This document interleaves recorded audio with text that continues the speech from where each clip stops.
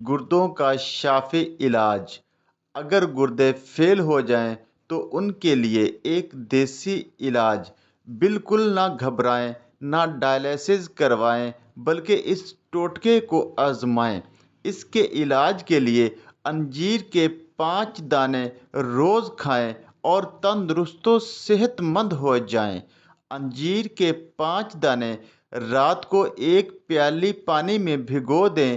بھگوئی ہوئی اس انجیر کو اسی پانی کے ساتھ جوسر مشین میں ڈال دیں اور اچھی طرح سے گرائنڈ کر لیں، اور اس کے بعد اس میں 2 چٹکی کلمی شورا ڈال کر اس محلول کو نہار منہ پی لیں۔